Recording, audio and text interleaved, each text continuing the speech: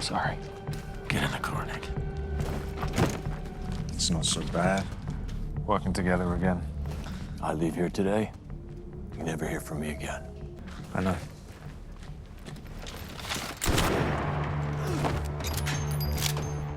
In Budapest, Hungary, Benjamin Malloy, a CIA station chief, takes his position on the street, ready for a sabotage waiting to happen. John Branca, Ben's partner, takes his spot upstairs, looking through a surveillance camera. He locates Evgeny, Russian chief of station, and 2 of his men. They are there for the handoff, meaning the mole is close by. John soon spots Abel Zachariah from Turkish intelligence. Apparently, he contacted the US State Department about selling information, and they turned him down. So he went to the next highest bidder. Benjamin cues in the team, and Eugene, an agent, gets to work. National security depends on them intercepting that intel, so they can't afford mistakes. Eugene meets up with Abel and gets the intel in a matter of seconds. Evgeny and his guys notice, but Eugene has already passed it to another contact. She passes it to another, and Evgeny begins pursuing with all his might. However, that one also passes it to the final person, who drives off on a bike. When Evgeny realizes just too late, he gets frustrated. John just says, "And that, ladies and gentlemen, is how you sabotage an old school side drop." Benjamin calls out to Evgeny, and the man feels things would be easier if Benjamin worked for him. He makes a comment about Benjamin's wedding anniversary, saying his wife would be disappointed if he gets late. Evgeny's own wife has left him because of his work, and he reveals he would change it if he could go back in time, before parting ways with Ben. Afterward, Ben meets up with his wife Farah at a cafe, apologizing for being late with a rose and sweet kisses. They have a reservation booked somewhere, and they no longer have time for drinks again. They begin leaving, but Farah stops to greet someone, while Ben proceeds to tell the doorman to get a cab. No one would have thought that would be the last time he ever sees his dear wife, because a bomb explodes just then. 6 months later in Washington, Ben has become a shell of the man he once was, the unfortunate day replaying over and over in his head. So sad that a day of joy has turned to deep sorrow. At home, he calls his son, Nick, but it goes straight to voicemail. Nick is in Zagreb, Croatia, with his girlfriend, Veronique. She tells him about Ben's call, wondering if he knows he's landed a job. However, Nick is in IT and feels Ben wouldn't understand the appeal. Besides, he's not about to talk to a man who doesn't want to talk about anything. When he enters their bedroom, he is surprised by the romantic setting he sees, and even more pleased when Veronique becomes the icing on the cake. The next day, Ben visits his wife's grave before going for a meeting with the IG. Farah was also a CIA operative, and the IG feels there are concerns related to her last assignment. Ben is certain Farah wouldn't have been part of any conspiracy, but the IG brings out a paper, showing him the picture of a man. He says, Karen Taramov. He's linked to the murder of several NATO agents. His trade is information gathering, the old-fashioned way. Russia has spent the past several years using men like that to slowly rebuild its empire, quietly undermining Western democracy. Ben wonders what this has to do with Farah, making the IG plainly ask if she was his handler. Ben begins seeing red, and he makes sure the IG knows Farah's beliefs. Besides, they never asked about each other's work. The IG wonders if he's willing to take a polygraph exam, making Ted, Ben's lawyer, step in. However, Ben angrily says, "You're damn right I would." Ted ends the meeting instantly, and they both leave the office. They run into Deputy Director Williams, and he lets Ben know he has his back with what's going on. Outside, Ben is comforted by the fact the agency is backing him, but Ted tears that tiny veil of comfort when he reveals the case is actually in the IG's power. He's the one that determines whether the case gets sent to the DOJ. Back home, Ben researches the Budapest blast, which was ruled as a tragic accident. The next day, he arrives at the CIA, but is confused to find that his access card doesn't work. Just on cue, Desmond, known as Des, who's working in the IT department, appears and begins acting friendly to ward off suspicion from the security. He quietly tells Ben a security restriction has been put on his badge, and urges him to follow him. As they head inside, Des tells him his access has been restricted since he's under investigation. He offers to sweep his systems for bugs, so it would give Ben an edge. Apparently, Desmond worked for Farah, and he also knows Nick is a genius in the IT field. Ben feels he can sweep for the bugs himself. Des just asks, So you're familiar with running the latest modular mission applications to provide, amongst others, total crest access and Signet functionality? Ben is at a loss for words, and he quietly allows Des to do his thing. Desmond begins running a broad sweep on any questionable operatives in and around the area where Farah passed. They see agents from several agencies, but the one who draws their attention is Karen. Ben has no idea what he was doing in Hungary. After several seconds of deep thinking, Des asks if he's ever considered the Russians, but Ben is sure Evgeny isn't behind it. Back home, he logs into his mail and sees a new message from an unknown sender, with Farah's name as the heading. It's a link to several videos of mass murders, and Ben quietly soliloquizes, They force you to do this. Tell me you weren't involved.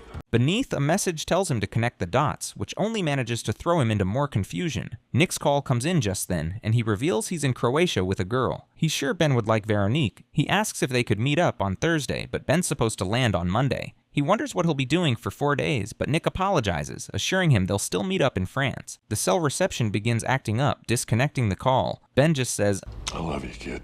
Don't get her pregnant.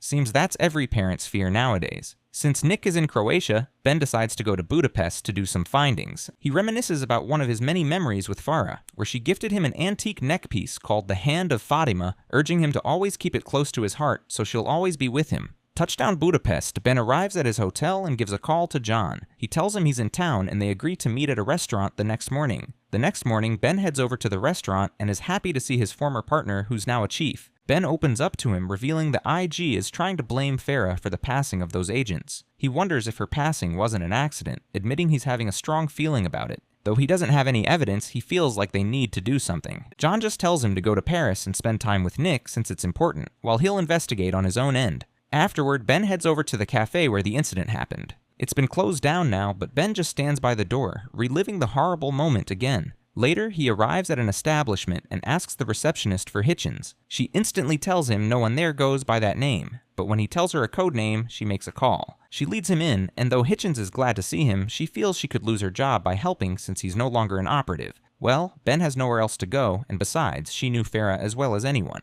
Retrieving something, Hitchens says, When Farah died, she was wearing a replacement wedding ring. Nanotechnology. Test case item that never went into issue. I was looking after her original.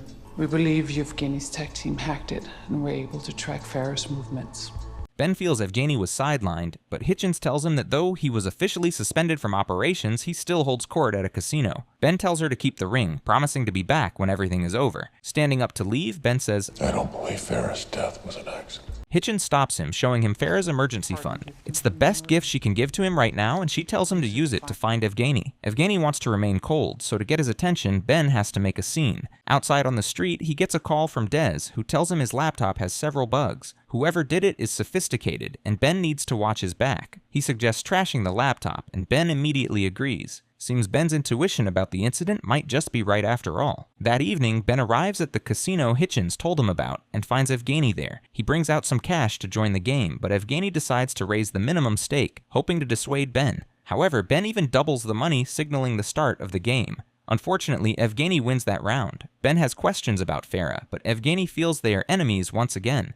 Ben wins the second round, but Evgeny wants him to leave. The guards surround Ben, but he's unfazed. Before they realize it, Ben attacks. He beats up most of the guards before they manage to get the upper hand, stopping him with several guns aimed at him. Well, either way, Evgeny's attention has been caught just like Hitchens' advice. Ben asks what he knows about Farah's passing, and he threatens, I'll bring you in from the cold.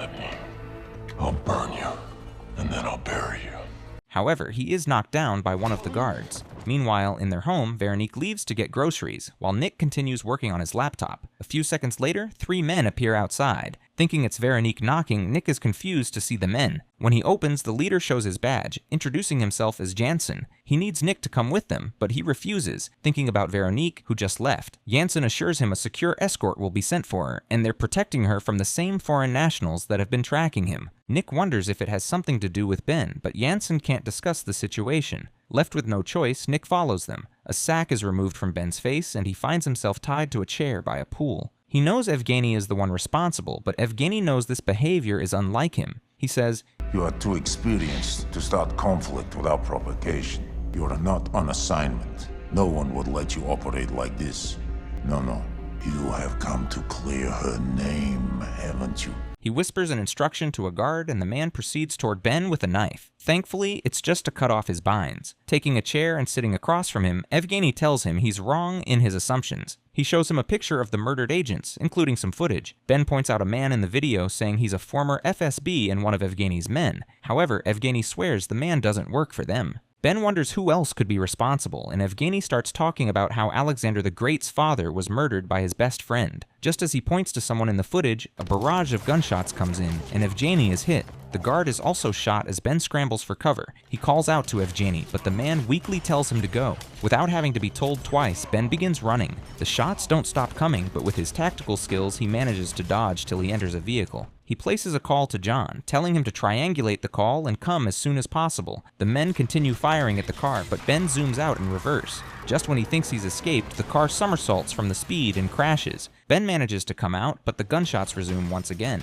He begins running for his dear life, just as a car speeds in. Thankfully, it's John, and he zooms off as Ben enters. On the way, John says, You are one lucky son, man. An FSB kill team rarely fails. Ben wonders how he arrived so quickly, and John reveals they were tracking Evgeny. If Ben wasn't sure before, he's now 100% sure Farah was murdered, although he doesn't know who set them up. At first, he thought it was the Russians, but he's not so sure about that anymore. John just tells him he can't trust Evgeny, since he's old school like him. He feels he needs to lay low and offers to take him to a secure location. Meanwhile, Nick begins getting paranoid with the long drive they've been on. He asks what's going on, and Jansen tells him there's a rogue element of the FSB who tried to eliminate Ben. Nick is next on the list, hence the protection. He's worried about Veronique, but Jansen assures him they have someone watching her. John and Ben arrive at a harbor, and Ben asks for a satellite phone to call Nick. However, he's surprised when John reveals a team has been sent to retrieve him. He wonders how, and John says, Route access allowed us to gelocate his phone. I already briefed Director Williams. and Co. finally arrive at a building. Inside the boat, Ben thanks Nick for his help, but Nick tells him he should be the one doing the thanks instead. Apparently, Ben's visit has outed an operation. The men who shot Evgeny were Chechen assassins associated with the Wagner Group. From John's intel, it seems they were looking for something which Ben might have. Ben is confused by this, but John wonders if Evgeny asked him for anything. Well, Ben was the one doing all the asking.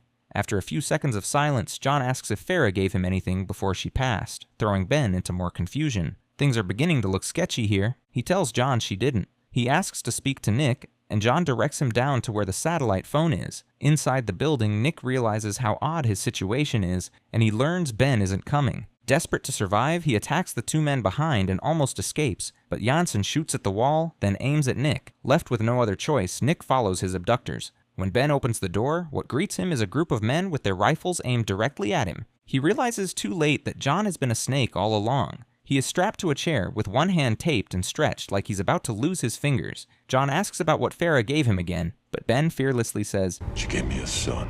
She gave me a home. She gave me a life. John dismisses the men, then draws a table closer to Ben. He reveals Farah was doing things with the enemy, and that's why Evgeny felt sorry for him. He then inserts a metal probe into Ben's finger, causing him so much pain. He inserts another into a different finger, asking the same question. When Ben doesn't answer, he turns on a control device, and the electrical current instantly zaps through Ben as he screams in pain. He continues with the questions and torture, but Ben doesn't say a word. Karen comes in, telling John they have Nick at the safe house. Bending to his level, John says, Let's see if Nick can handle the same pain as you. This brings out an angry reaction from Ben, as he threatens John. However, he just leaves the room, while Karen takes over the session. Luckily, before he can start anything, someone bursts down the roof, knocking Karen to the ground and begins shooting. After making sure no one else is coming, she removes the probes from Ben's fingers. She takes off her mask, and Ben instantly recognizes her. She's Kristina Kowarski, a Russian agent who eliminates Chechens. She frees him, and after telling him to follow closely, they leave. When they get to the deck, she throws a grenade, then opens fire on the men. Just as they are about to escape successfully, Karen bursts out from nowhere and attacks. Kristina is thrown overboard, and she lands in her smaller boat while he begins fighting with Ben. Truly, the man is a tough one, but Ben also matches his energy despite being tortured a few minutes ago. The fight soon escalates outside the room, and Karen gets the upper hand as he begins strangling Ben. Desperate, Ben pulls out a small medal from Karen's pocket and begins stabbing him in several places, causing Karen to lose his hold. To finish everything, Ben picks up a metal object and hits Karen on the face several times, throwing him overboard. Kristina appears in the boat again, and they both leave, sailing away in her own boat. Once they arrive at shore, Ben notes she's been following him since he arrived. He wonders how to know he can trust her, but Kristina just says, I risked my ass and killed 8 Chechen contractors. Saved your life back there. Choose your next accusation carefully. Ben expresses his thanks, and they head to her car. Ben wants to find Nick, but Kristina tells him to listen. Farah gave her some instructions, and she asks if he has the hand of Fatima. Ben is lost by this for a few seconds until he remembers the necklace he never takes off. He pulls it out and shows her, leaving her satisfied. She tells him he has the key, while she has the address. She reveals the men who took Nick are the ones who betrayed Farah. On the way, Ben wonders why Christina hasn't shown herself until now, and she reveals Farah ran a stable of deep cover intelligence assets. She was about to expose a complex money laundering operation that linked the Central Bank of Russia to a whole host of NATO countries. Farah felt the exposure would be a huge one. Ben mulls over this new information, wondering why Farah didn't tell him. Christina replies, saying Farah discovered a rogue US operative was at the center of it all. Guess no one needs a soothsayer to know who that is at this point. Christina was one of Farah's informants. There were 7 people on her asset list, but Christina is the only one alive now. Ben asks why she chose to break cover to save him, and she reveals she made a promise to Farah. Farah was there when she needed her, and now, with her help, Ben can end what Farah started. At the room where Nick is held captive, Karen arrives and Jansen goes to wait outside. Guess the man has 9 lives. When he tells Nick he looks like his mom, Nick instantly knows he's the one responsible for her murder. Karen just says, The biggest mistake was that she trusted. Making Nick extremely angry. He threatens to end him, but the man just chuckles. He asks Nick the question John has been asking Ben, but Nick has no idea. Oddly, Karen actually believes him, though he feels it doesn't matter now. Christina and Ben arrive at a building, and the special door is opened with the key in the necklace. It's a unique room, and Ben notices a picture frame of Farah and Christina. Christina admits they met years back on a mission, where they were the only women. They became friends since their careers mirrored each other's, despite working for different agencies. She always had a deep respect for Farah. She was an excellent judge of human nature, and Christina feels she must have suspected John was dirty for some time. Ben realizes she was protecting him, making him feel a deep pain since he couldn't protect her, or even Nick. They find a laptop and discover a bulk load of intel on John. It's a list of money being funneled through agency fronts. John is actually on the payroll of at least 5 other foreign intelligence agencies. The man is really dirty through and through. They also discover someone else, and Ben can't believe his eyes. It's Deputy Director Williams, and he's also a rogue agent. Ben realizes this is what they're looking for, and Christina reveals Williams is the one running the show. John is just a glorified foot soldier. A modified bigot list comes up, and Ben clicks on Farah's name. They are both surprised to see her in a video with Evgeny, and the scanned write-up says, FBI potential security breach. Christina feels it must be a mistake, but Ben is devastated as he concludes that Farah was working with them all along. Christina feels he doesn't know that for certain, but Ben is convinced. After thinking hard for a few seconds, he calls John, saying, I got what you're looking for. He wants to talk to Nick, but John tells him he'll text the time and location. He shows Christina the location, and she says, That's an old bauxite factory. There is a safe house the Americans used near there. She points out that Ben would be eliminated once they get what they want, but that's a risk he's willing to take. As they leave the room, Ben admits he's pissed his wife turned out to be a double agent. Christina feels it's not what he thinks it is, but nothing can convince Ben otherwise. She asks about his plan, but it's simple. Give them what they want and get Nick. Christina is sure he'll be eliminated once he makes the trade. Besides, if he hands over Farah's laptop, her passing would have been for nothing. Also, if anything goes wrong, they'll come for her. Ben feels it wouldn't if they're smart about everything. Outside, he makes a call to Dez and sends him the link to the list to look into, leaving Dez at a loss for words when he sees the people involved. Ben and Christina arrive at the location, but he drops her off before driving forward. Armed with Farah's sniper rifle, Christina climbs up to get a clear spot. John is already waiting with his men, and Ben drives in alone for the trade. Nick is brought out, and Ben instructs him to enter the car as he flings Farah's bag to John. After he checks to make sure the laptop is inside, Ben tells him, I leave here today. You never hear from me again. John just says he knows and turns to leave. However, it's not a sign of peace. Instead, he signals his man, and a rifle is aimed at Ben. Before he can pull the trigger, Christina shoots him down, followed by another guard. John takes the rifle and begins shooting in her direction, making her scramble for cover. John stumbles from Ben's explosive shot, and Ben uses the opportunity to grab the bag. Running like Usain Bolt, he picks up a rifle and enters the car. He drives off with Nick, but John and Karen also follow behind. Karen opens fire on their car, and Ben gives the rifle to Nick. He wants him to shoot, making Nick panic. Trying to toughen him up, Ben says, the man in that car is a trained assassin. He wants to kill us, and he will if we don't kill him first. It's definitely an eat or be eaten situation. Nick begins shooting back as the intense chase continues. He soon runs out of clips, and John begins gaining ground on their car. However, just at the last minute, Ben does a pit maneuver, causing John's vehicle to somersault in the air as he is flung out before it lands upside down in a crash. Ben and Nick come out of the car, and they see Kyron struggling for his life. He regrets not ending Nick when he had the chance, but is glad he got Farah. This does it for Nick, and he fires the grenade launcher at him, turning the man into barbecue. Well, he did promise to end him after all. Ben goes back to the building for Christina and to finish things with John. He sees John first, and they begin an old-school fight, using just their fists and bodies. John gets the upper hand, knocking Ben to the ground, but Ben bounces back and places some well-placed hits. Grabbing his neck in a chokehold even an ant can't wiggle out of, Ben strangles John till he passes out. Moments later, a man arrives in a car and Ben tells him to put the gun away, hand over his keys, and walk away. There'll be questions and Ben urges him to just tell the truth. He agrees, wishing Ben luck. Ben puts John in the car, then goes to talk to Christina. Before she leaves, he says, When this is all over, don't be a stranger.